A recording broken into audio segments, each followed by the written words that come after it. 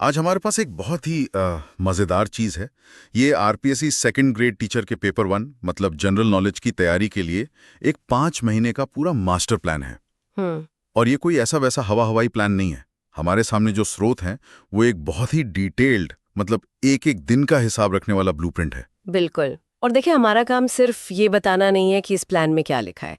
हम इसकी एक तरह से चीर फाड़ करके ये समझने की कोशिश करेंगे कि इसके पीछे की सोच क्या है। सही। ये प्लान क्यों काम कर सकता है, इसमें से क्या खास बात है जो इसे हजारों दूसरी स्टडी प्लान से अलग बनाती है। हाँ, और इसका लक्ष्य तो एकदम साफ है, 5 महीने, हर दिन, हर विषय और नतीजा। नतीजा परीक्षा में सफलता। तो चलिए इस नक्शे को खोलकर देखते हैं। सबसे पहले ये प्लान पूरे सिलेबस को 4 बड़े हिस्सों में बांटता है। हाँ, जो कि है राजस्थान का सामान्य ज्ञान, भारत का सामान्य ज्ञान, करेंट अफेयर्स जिसमें राजस्थान और अंतर्राष्ट्रीय दोनों शामिल हैं, और चौथा एजुकेशनल साइकोलॉजी। बिल्कुल, मुझे लगता है यहीं से सारी रणनीति शुरू होती है। हाँ, इसी नींव पर है ना। हाँ, और इसी नींव पर 5 महीने की एक इमारत खड़ी की गई है, जिसे 3 मंजिलों या कह सकते हैं कि 3 चरणों में बांटा गया है। पहला चरण है नींव डालना। अच्छा। दूसरा है दीवारें खड़ी करके उसे मजबूत करना। और तीसरा है फाइनल लड़ाई के लिए खुद को तैयार करना, मतलब फिनिशिंग टच देना। चलिए तो पहली मंजिल से शुरू करते हैं। पहला चरण जो शुरू के 2 महीने तक चलता है उसका नाम है कॉन्सेप्ट बिल्डिंग और नोट्स मेकिंग। मतलब साफ है, पहले 2 महीने सिर्फ ज्ञान इकट्ठा करने और उसे अपने शब्दों में लिखने पर ध्यान देना है। सही कहा। इस चरण का लक्ष्य है कि पूरे सिलेबस से एक बार अच्छी तरह गुजर लिया जाए। इसके लिए हर दिन 6 से 8 घंटे की पढ़ाई का एक टाइम टेबल दिया गया है। 6 से 8 घंटे? हाँ, राजस्थान जीके के लिए 2 घंटे, जिसमें फैक्ट्स के साथ साथ नक्शों पर बहुत जोर है। इंडिया जीके के लिए 1.5 घंटा और एजुकेशनल साइकोलॉजी के लिए भी 1.5 घंटा। 1 मिनट, यहाँ एक बात मुझे बहुत दिलचस्प लगी। ये प्लान कहता है कि हर दिन सारे विषय पढ़ो। हाँ, जैसे सुबह राजस्थान जीके, दोपहर में साइकोलॉजी, शाम को इंडिया जीके। ज्यादातर स्टूडेंट्स तो एक दिन में 1 या 2 विषय ही उठाते हैं। ये थोड़ा अजीब नहीं है? हाँ, क्या इससे फोकस नहीं टूटता? ये सवाल बहुत अच्छा है, और असल में यहीं इस प्लान की पहली खासियत छुपी है। अच्छा। इसके पीछे एक दिलचस्प मनोवैज्ञानिक सिद्धांत है जिसे इंटरलीविंग कहते हैं। जब आप एक ही विषय को घंटों तक रटते हैं तो आपका दिमाग ऑटो पायलट पर चला जाता है। हाँ। लेकिन जब आप विषयों को बदलते हैं, जैसे राजस्थान के इतिहास से सीधे साइकोलॉजी के सिद्धांतों पर आते हैं, तो आप अपने दिमाग को हर बार दोबारा फोकस करने के लिए मजबूर करते हैं। मतलब आप उसे आराम नहीं करने दे रहे? बिल्कुल। ये थोड़ा मुश्किल लगता है, लेकिन यही संघर्ष जानकारी को शॉर्ट टर्म मेमोरी से लॉन्ग टर्म मेमोरी में ले जाता है। वाह, मतलब ये प्लान सिर्फ मेहनत नहीं, स्मार्ट मेहनत पर जोर दे रहा है। इसमें करंट अफेयर्स के लिए 1 घंटा हाँ, और एमसीक्यू प्रैक्टिस के लिए रोज 1 से 2 घंटे अलग से रखे गए हैं। यानी थ्योरी के साथ साथ पहले दिन से ही सवालों से दोस्ती करने की बात हो रही है। बिल्कुल। और सोने पे सुहागा है इसका वीकली प्लान।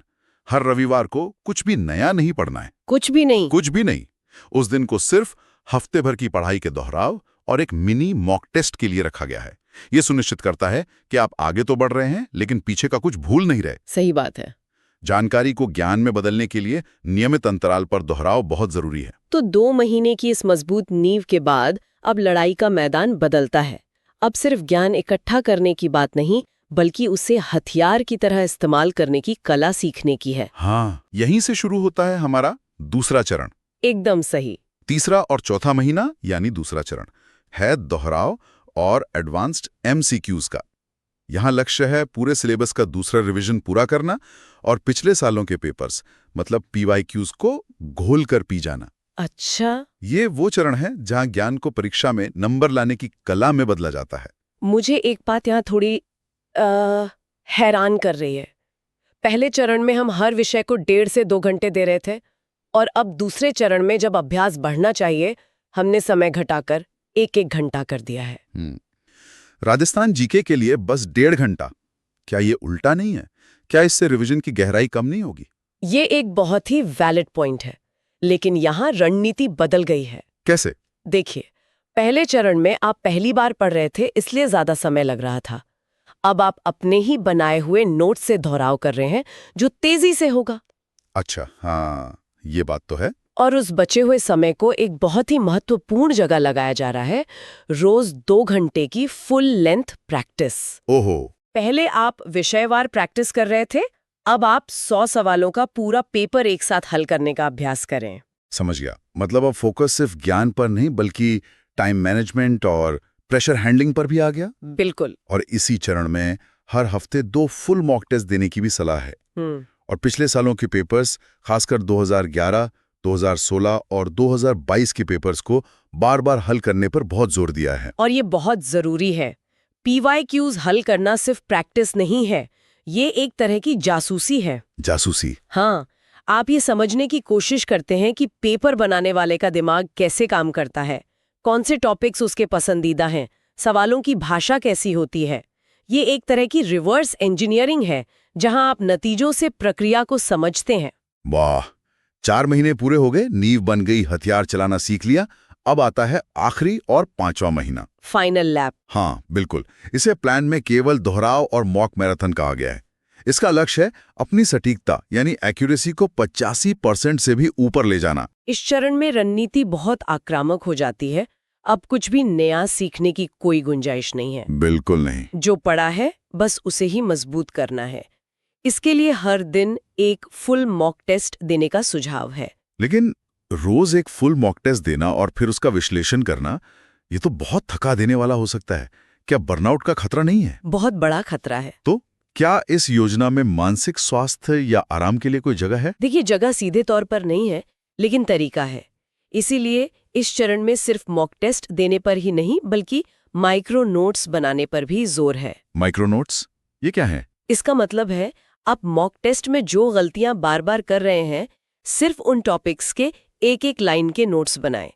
तो अब आप पूरी किताब नहीं बल्कि सिर्फ अपनी कमजोरियों को दोहरा रहे हैं। अच्छा, तो ये बहुत फोकस्ड अप्रोच है। हाँ, साथ ही राजस्थान और भारत के नक्शों का अभ्यास और साइकोलॉजी के सिद्धांतों को रटना, ये सब अंतिम समय में याददाश्त को ताज़ा रखने की टेक्निकें हैं। मतलब ये अपनी तलवार पर आखिरी धार लगाने जैसा है। बिल्कुल। कुछ नया नहीं, बस जो है उसे और तेज और घातक बनाना। बिल्कुल। वाह, हमने अभी तक कब और कितना पढ़ना है इसकी बात की, लेकिन सबसे बड़ा सवाल तो ये है कि क्या पढ़ना है।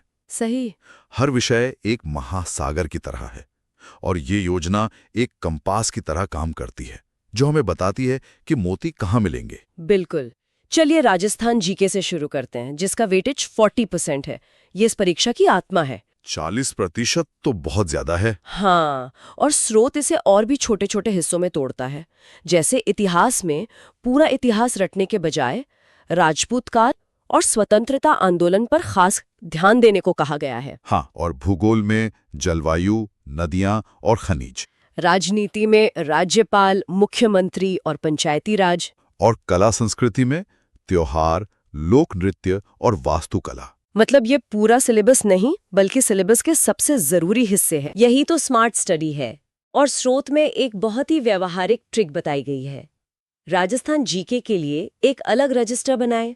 ये तो बहुत सामान्य सी बात लगती है। सुनने में सामान्य है, लेकिन जब परीक्षा से पहले आपके पास सारा जरूरी डेटा, सारी तारीखें, सारे नाम एक ही जगह होते हैं, तो दोहराव बहुत आसान हो जाता है।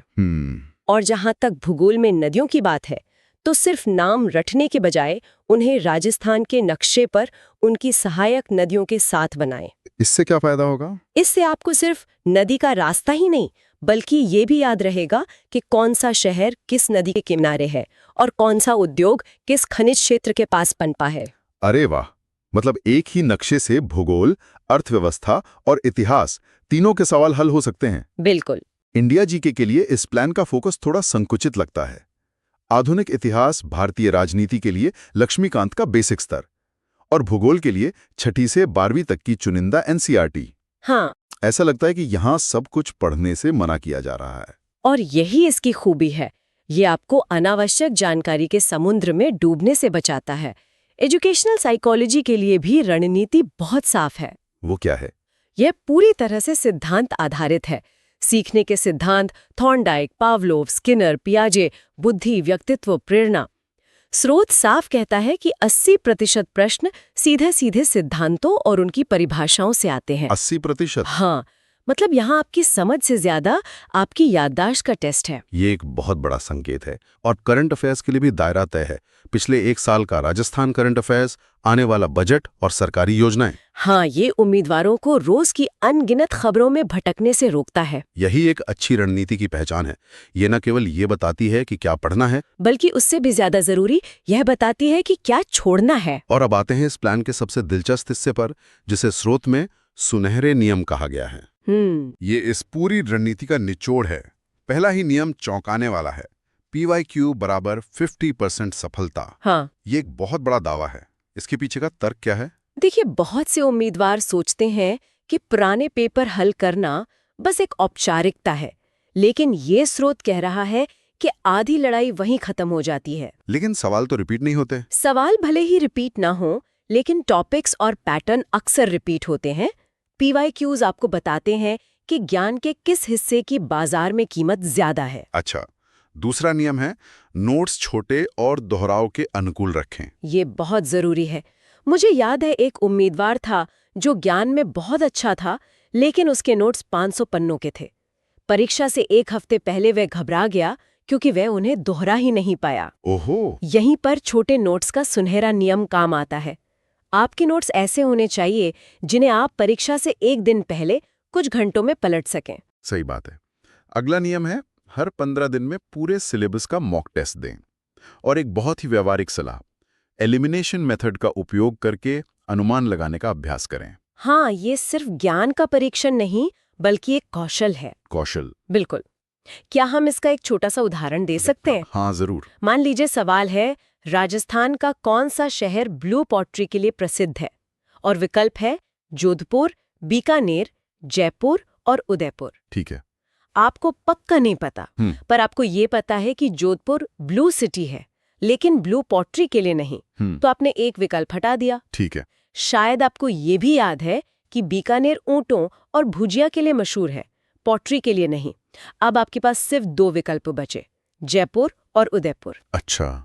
यहाँ आपके सही होने की संभावना 25% से बढ़कर 50% हो गई। यही इस मेथड की ताकत है। ये शानदार है। और अंतिम नियम है, नक्शे का अभ्यास जरूर करें। ये योजना सिर्फ रणनीति नहीं देती, बल्कि हर सेक्शन के लिए लक्ष्य स्कोर भी तय करती है, जिसका कुल लक्ष्य 75-80% स्कोर करना है। हाँ, ये आपको अंधेरे में तीर चलाने से रोकता है और एक स्पष्ट मंजिल देता है। और अंत में इसमें कुछ खास किताबों के नाम भी सुझाए गए हैं, जैसे राजस्थान जीके के लिए लक्ष्य या अरिहंत और भारतीय राजनीति के लिए लक्ष्मीकांत। ये उन लोगों के लिए बहुत मददगार है जो सही स्टडी मटेरियल को लेकर उलझन में रहते हैं। तो कुल मिलाकर ये ब्लूप्रिंट एक अविश्वसनीय रूप से संरचित योजना है, जो एक बड़े पहाड़ जैसे लक्ष्य को रोज की छोटी छोटी मैनेजेबल पगडंडियों में बांट देती है। हाँ, ये नए ज्ञान को लगातार दोहराव और परीक्षण के साथ बहुत खूबसूरती से संतुलित करती है। और अगर हम इसे बड़ी तस्वीर से देखें तो इस रणनीति की सफलता 2 चीजों पर टिकी है, अनुशासन और निरंतरता। बिल्कुल। ये सिर्फ इस बारे में नहीं है कि क्या पढ़ना है, बल्कि ये भी है कि कैसे और कब पढ़ना है, और सबसे जरूरी उस ज्ञान का परीक्षण करके उसे मजबूत कैसे करना है। सही कहा। ये एक मैराथन है, 100 मीटर की दौड़ नहीं। हाँ, और ये योजना उसी मैराथन के लिए एक भरोसेमंद रोड मैप है। ये विश्लेषण एक दिलचस्प विचार पे आकर खत्म होता है। इस योजना में ज्ञान के साथ साथ अनुमान लगाने के लिए एलिमिनेशन मेथड पर बहुत जोर दिया गया है। हाँ, ये तैयारी के बारे में ही एक ज्यादा बड़ा सवाल उठाता है। क्या प्रतियोगी परीक्षाओं में सफलता केवल सही उत्तर जानने के बारे में है, या ये उस अनिश्चितता से निपटने की कला में महारत हासिल करने के बारे में भी है जब हमें सही जवाब नहीं पता होता?